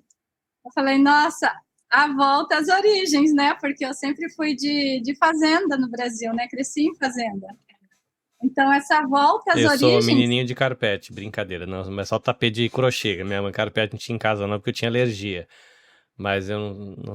Uma vida que eu desconheço. Eu sei que quem fala de maneira muito, muito carinhosa desse tipo de estilo de vida, né? Mas não experimentei. Pé descalço, comer fruta em cima da árvore. Apesar de que eu tenho saudade de carambola e de goiaba. Cat, sem querer interromper a sua linha de raciocínio, mas para conseguir fazer a volta aqui no Kelvin, para a gente encerrar antes de 90 minutos.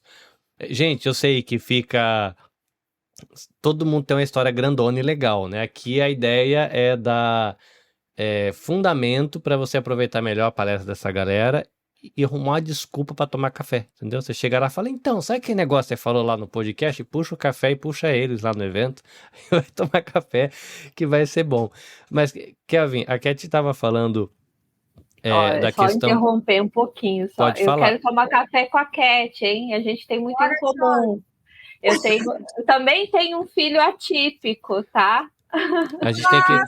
A gente tem que dar a mão e sair correndo, mas é legal, é interessante, é importante. A gente se conhece muito nesse processo de filhos atípicos também, né? É muito legal, é muito bom, muito bom. E falando em paternidade, que era isso que eu queria puxar pro Kelvin, né? Porque eu tô tentando puxar um tópico da vida de cada um, né? A Josi falou da jornada dela, ela tinha marcado bastante essa questão de se olhar, de se cuidar, e aí você vê uma pessoa que se entendeu, depois teve que se entender da questão acho que o Kelvin citou a palavra mundo idealizado e o mundo real, e eu tenho um conhecido que foi a pessoa que aqui, né, para quem acredita, né, mas eu acredito que Deus preparou o meu caminho para lidar com o diagnóstico de neurodivergência do meu filho e para ter um pouco mais de coração aberto, para buscar a minha aceitação sobre quem eu sou e, inclusive, de ir atrás agora de um diagnóstico para entender qual é e se realmente tem uma neurodivergência para poder entender o meu funcionamento melhor, mas foi um amigo que ele tem um filho com deficiências severas. Ele nasceu com prematuridade extrema, então ele teve descolamento de retina, malformação do cérebro, do pulmão, do rim, então ele tem problema cognitivo, ele é quase cego, ele é quase surdo, ele não fala, ele não anda, enfim, tem uma série de situações e é muito interessante a maneira como ele fala que ele teve para conseguir ter uma vida plena com o filho dele e, como família, trabalhar de maneira positiva para que o filho dele pudesse ser tudo o que ele pode ser, dentro das características dele. Ele falou assim, eu tive que deixar morrer o meu filho idealizado. Né? E a Cat está falando desse momento, não, eu não aceitei o diagnóstico, fui no segundo, falou também, não aceitei, fui nessa luta de eu não quero, porque o que a gente quer é que o filho seja aquilo que a gente imaginou que ele ia ser, igual casamento, né? A gente enfia um negócio na cabeça, acho que o outro ia ser e o casamento termina. O problema é que paternidade e maternidade não termina, você pode ignorar, mas não termina, vai estar lá. Né? E isso é um assunto para a gente esticar mais um monte, né? Eu não vou entrar por essa seara, mas eu acho que é um ponto de ressaltar assim. É muito assim, dá muito assunto para manga, né? E é extremamente importante, né? Às vezes você quer que seja médico, na verdade vai ser artista, às vezes você quer que seja vendedor e vai ser artesão, não sei, né? A gente idealiza, isso pode ser um problema na vida da pessoa depois também. Porque, por exemplo, o meu menino, ele não tem nem autismo, né? Nem TDAH, é uma outra, vamos dizer, deficiência genética. Uhum. Não tem a ver com os genes dos pais também, né? E assim, é uma síndrome bem rara mesmo, tipo, assim, 30 pessoas no mundo só tem ela, né? E é uma incógnita, porque ele pode vir a ter problemas no coração e nos rins a qualquer momento, né? Então, todos os meses ele precisa de exames e a gente vive com essa incerteza do futuro, né? E aprender a viver com incertezas também faz a gente crescer e aproveitar mais o tempo que a gente tem com a pessoa que a gente tem e não com a pessoa que a gente idealizou. Né? Isso da pessoa idealizada, cara, isso dá pra gente tomar um café de 1,5 litro cada um e ficar o dia inteiro. A gente vai fazer isso ainda. Dá os 3 podcasts. Cara, é bom demais. Assim, eu tô aqui com pena, porque eu sei que você tentar segurar um episódio de 1h30 com essa riqueza é difícil, mas a minha intenção com o episódio era justamente isso. Tipo, olha, tá vendo essa palestra que talvez pode ter 30 minutos, 40, 50, não sei exatamente o comprimento, e a gente às vezes perde a riqueza do que tá por trás da cortina. Eu queria aqui trazer um pouquinho dessa cor do que tá por trás para enriquecer a experiência da palestra. Mas aí eu vou jogar uma aqui pro Kelvin pra gente encerrar a rodada de pergunta e divulgar os detalhes do evento. Kelvin, na jornada de paternidade, que você começou falando de paternidade, o que para você foi o mais desafiador pro Kelvin, que era o Kelvin, o homenzinho, e virou o Kelvin pai? Qual foi aquela coisa que você falou, cara, isso aqui para mim foi o meu maior desafio dentro dessa experiência? Primeiramente, tudo que eu trabalho hoje vem dessa origem do que eu ia deixar de legado para o meu filho. E estudando o comportamento humano, foi aí que eu me aprofundei, porque eu queria não deixar uma herança para ele, mas treinar e deixar um sucessor aqui na Terra. Então, a minha missão é desenvolver as habilidades necessárias para que o meu filho seja completamente capaz de realizar o que ele quiser realizar nessa vida, tá? Dentro de ensinando bons valores, bons princípios, né? Para que ele não siga o caminho errado, né? Não use esse poder para o caminho errado. Então, ensinar primeiro os princípios e depois as habilidades. Então, estudando de comportamento humano, qual que foi a resposta que eu encontrei e de onde surgiu essa metodologia que eu chamo de comunicação comportamental? E aí vai ser a virada de chave, que inclusive é o assunto que eu vou falar no dia do evento, lá na palestra, que são sobre os nossos comportamentos. O comportamento é a comunicação mais poderosa que a gente tem, não são as palavras, não é o que a gente fala. Então, igual você falou, tem gente aí falando bonito, mas por trás é uma pessoa completamente errada, né? Então, a melhor forma de eu ensinar o meu filho é me comportando da forma correta. Então, eu estou me treinando, e aí, ó, entrar aqui na polêmica. Sempre gera emoção para chamar a atenção. E o ensinamento que eu quero na vida de cada um de vocês, anota isso no caderno. Seja egoísta. Calma que eu vou explicar. Eu falo essas coisas para chamar realmente a atenção, porque é isso que move. A gente tem que gerar emoção nas pessoas, e quando a gente chama a atenção vem para a gente, e aí a gente explica o que é verdadeiramente essa mensagem. Por exemplo, se você quer salvar alguém que está se afogando, primeiro você tem que aprender a nadar.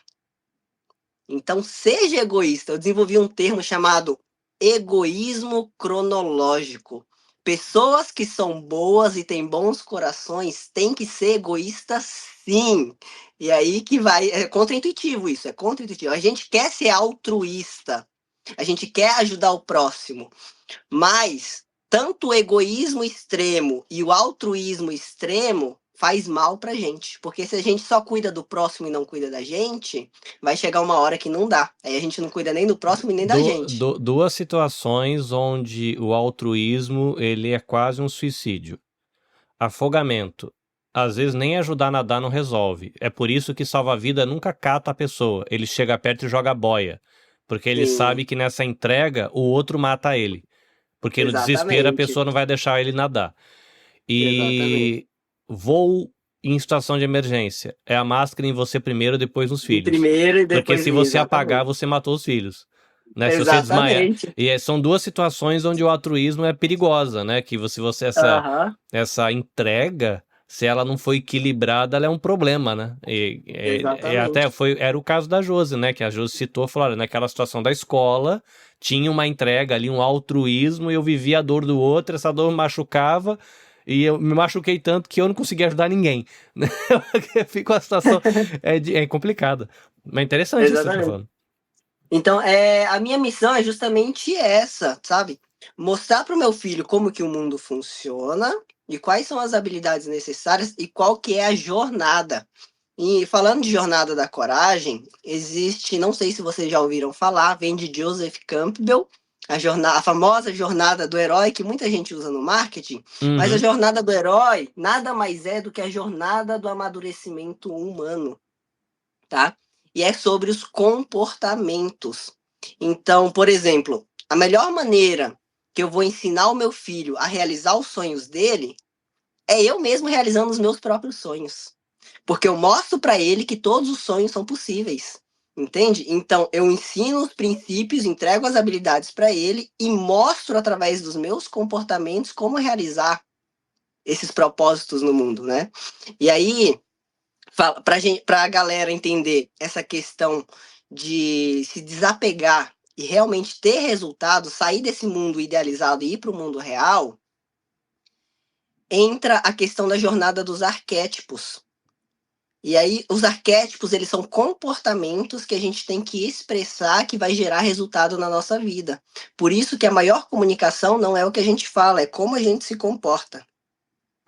E as pessoas, elas estão esquecendo de passar por um processo muito importante. Vem da sociedade, vem de ideologias que foram implantadas, que estão bloqueando um dos modelos de comportamentos muito importante para a gente avançar e se tornar um ser humano maduro, que é o arquétipo do rebelde.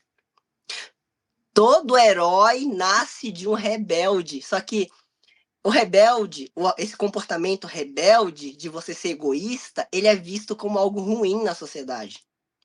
ele é bloqueado, né? Então a gente vai ensinar os nossos filhos, não, você não pode ser egoísta, você não pode ser rebelde, né? Então, mas não é que os dois lados em exagero faz mal. Então tem que ter um equilíbrio, né?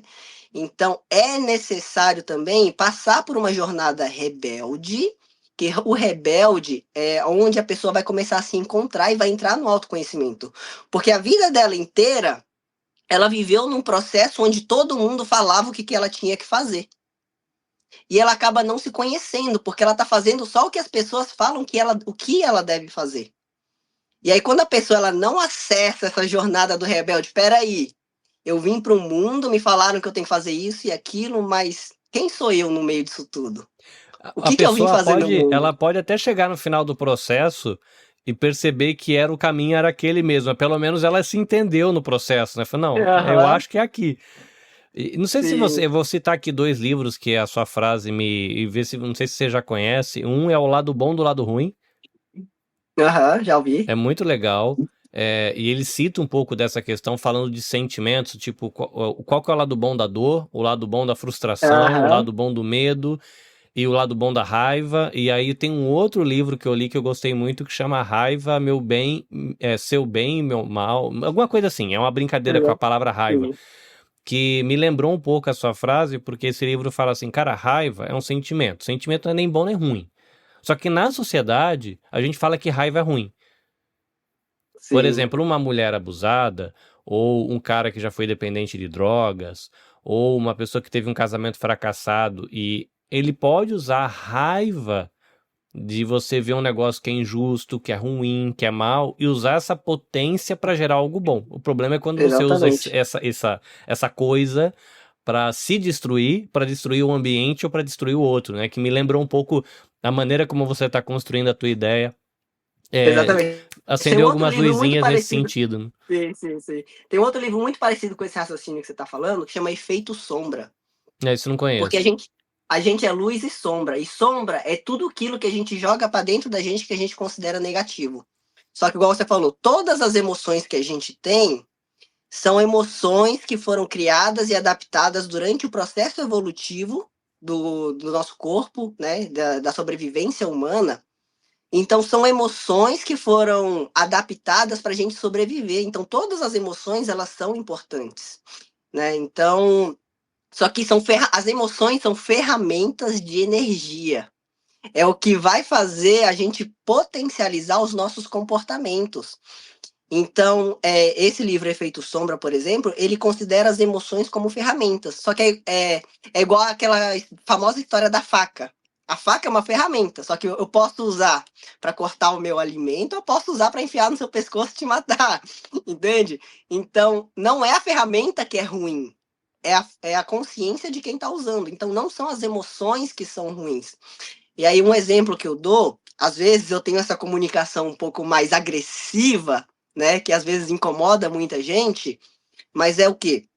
É uma comunicação de liderança, porque pessoas, entendendo de comportamento humano, de criação de tribos, pessoas que vão seguir um líder, eles não seguem líderes fracos, né? E aí, quando a gente entende esse tipo de comportamento, a gente usa esse nível de energia para arrastar uma multidão para bons propósitos.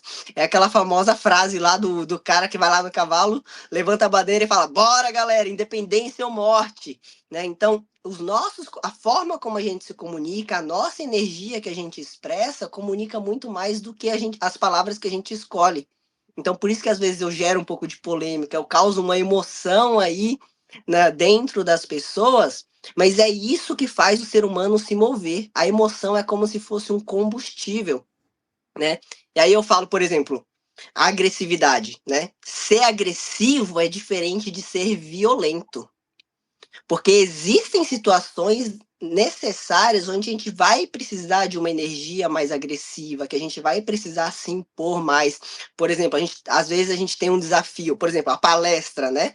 A Josi aqui vai ser um desafio para ela, uma primeira experiência onde ela vai ter que estar ali num palco, né? Então, ela vai precisar acessar essa energia mais agressiva onde é isso que vai puxar. Não, eu vou lá, vou ter coragem, vou fazer acontecer de qualquer jeito. E vou imaginar que todo mundo é repolho e vou dar minha palestra.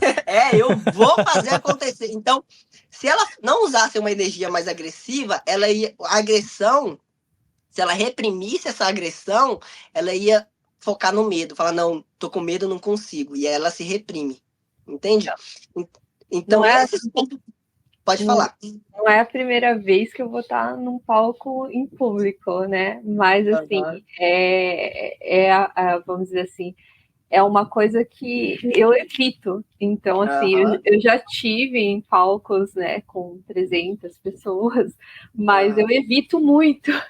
É uma coisa que me custa muito. Uhum. Né? Então, é sobre isso, né? Então, o que eu explico para as pessoas é que se a gente quer chamar a atenção e se a gente quer liderar movimentos, porque assim, primeira coisa, a gente tem que ir para o autoconhecimento. Quando a gente encontra o nosso propósito, aí aquilo desperta, fala, não, eu quero fazer isso acontecer. Só que quando a gente decide seguir o nosso propósito e mostrar o nosso propósito para as pessoas, é nesse momento que a gente percebe que a gente não tem as ferramentas necessárias e não consegue ter o resultado, né?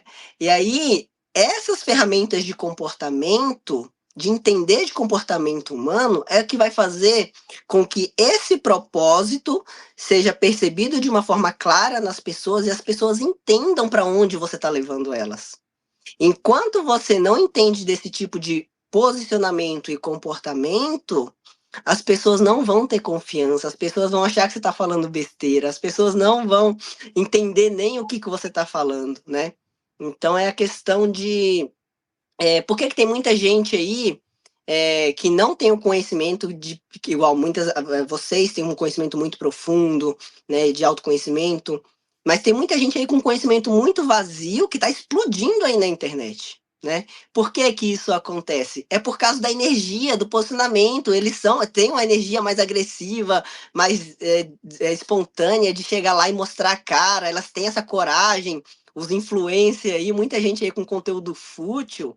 A diferença dessas pessoas que estão conseguindo ter sucesso é só os comportamentos dela, né? Ela se comporta diferente da maioria e chama atenção. E aí, quando você entende isso, você usa essas mesmas ferramentas para dar clareza para o seu propósito, né? E aí eu falo que esse comportamento são as habilidades mais lucrativas, porque os bons propósitos é ajudar o próximo. Quanto mais pessoas você ajuda, mais próspero você se torna.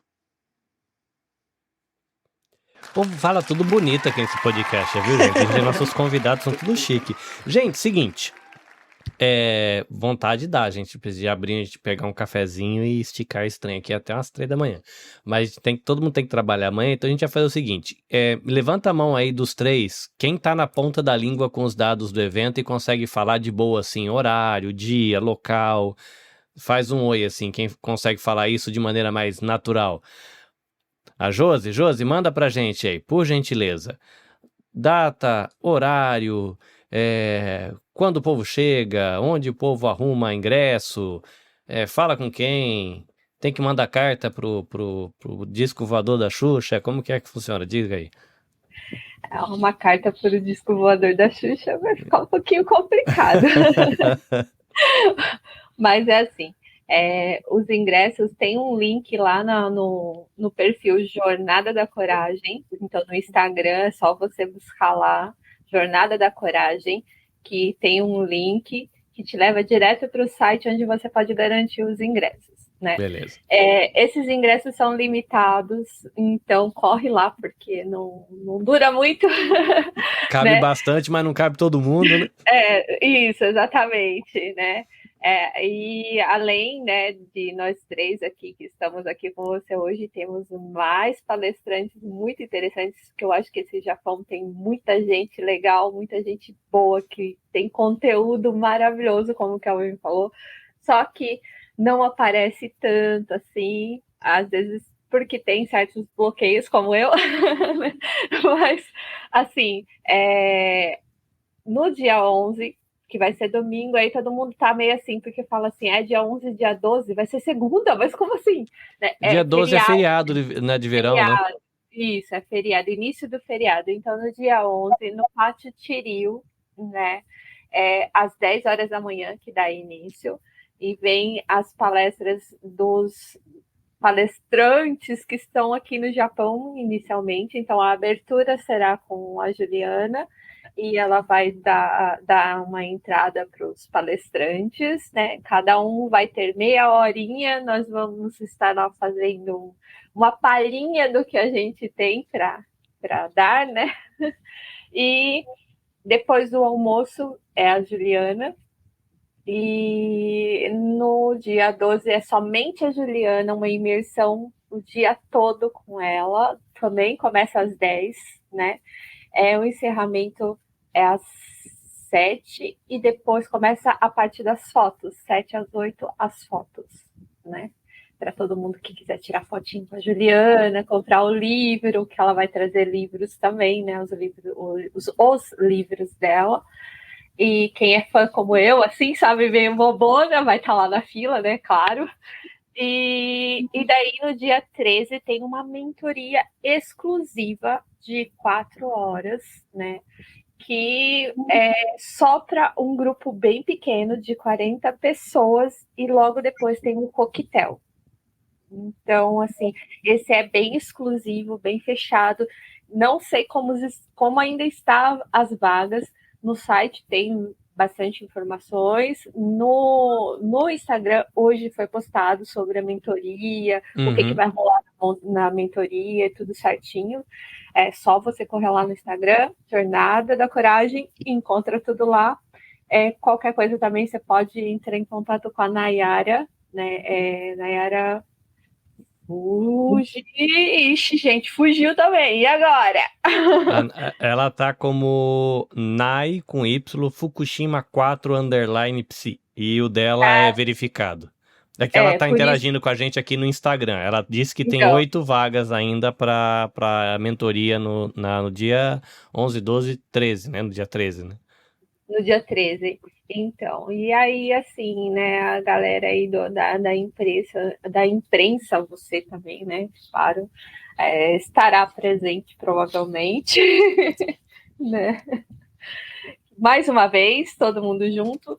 E é isso, eu acho que a Nai, se ela tiver mais alguma informação, né, para passar, você dá uma olhadinha aí, mas é isso, dia 11 às 10, 12 às 10 até às 8 da noite, né? Também tem uma coisinha interessante, que vai ter alguns expositores, né? E esses expositores têm tudo a ver com o evento, porque o foco é voltado, né, para a parte de saúde, de bem-estar. Inclusive, a Juliana, ela é vegana, né?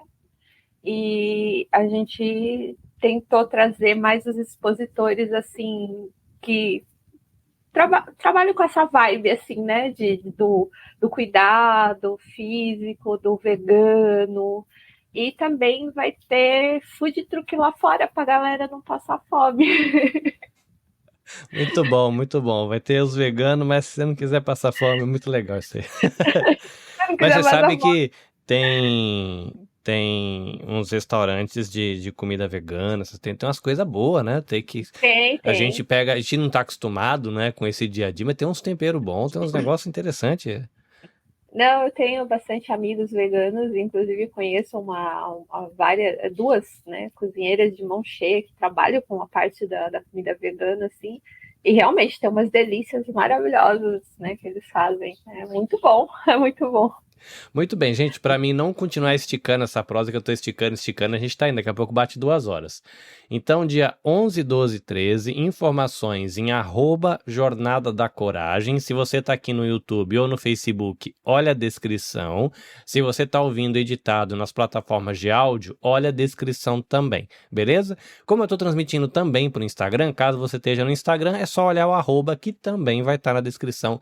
Tudo lindo. Eu vou passar lá pra Cat, pedir pra ela. Ah, não, antes de deixar para a Josi terminar. Josi, deixa o seu arroba pessoal pro pessoal. O seu arroba pessoal pro pessoal é estranho, né? Deixa o seu arroba pro pessoal conhecer o teu trabalho.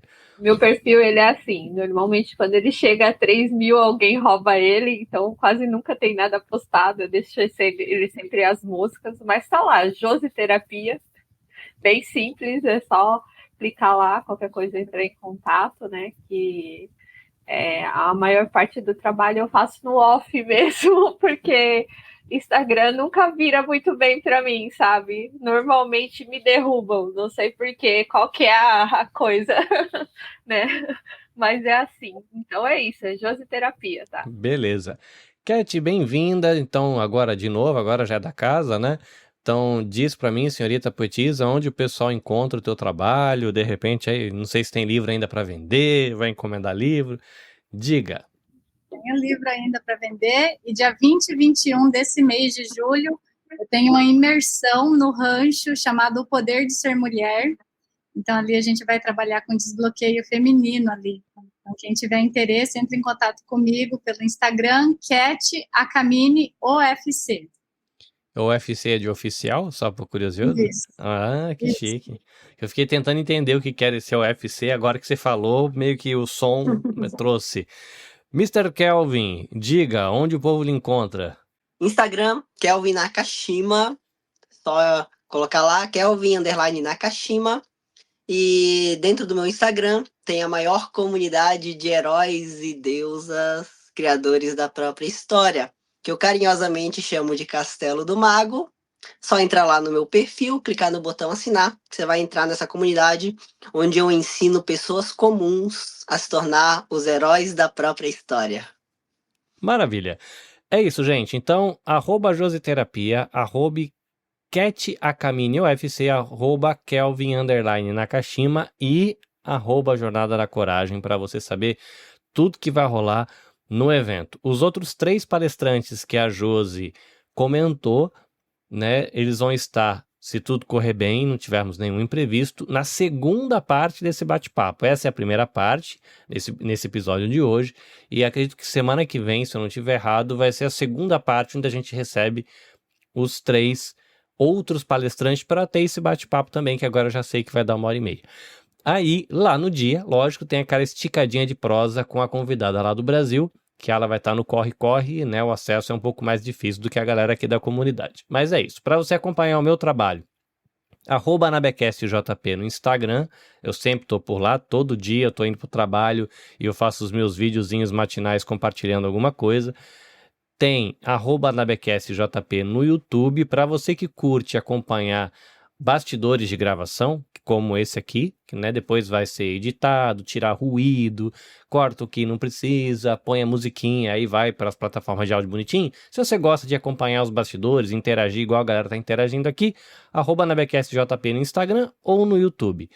Quer seguir pessoal? Carlinhos Vilaronga no TikTok e Carlinhos Vilaronga no LinkedIn. Para terminar, não se esquece, dia 16 e 17 no Japão tem Amazon Prime Day, hoje, dia 11, já começou o Early Amazon Prime Day, e no Brasil, Amazon Prime Day é de 16 a 21, né? Isso porque a galera fica me perguntando de microfone, de câmera, o que os cacarecos que eu uso aqui, eu tô listando tudo lá no @ do meu Instagram, então você vai lá na bio, vai ter um Dicas na Becast, e eu tô montando tipo um álbum de figurinha com os links lá, tudo bonitinho, então tem um monte de cacareco, se você não quiser comprar nada, pelo menos conhece, se você vai comprar ração pro teu cachorro, compra com o meu link, que aí entra um din-din aqui pra Nabecast. É isso, gente, a gente vai terminar por aqui, porque eu continuo falando e a gente vai falando, os convidados não precisam ir embora correndo, porque a sala lá fecha a live, mas a gente fica aqui. Para você que tá no Instagram, arigatô. Para você que tá no Facebook e no YouTube, arigatô. E para você que tá no Spotify e nas outras plataformas de áudio, muito bom ter a sua companhia. A gente se encontra na próxima. Até mais. Sayonara!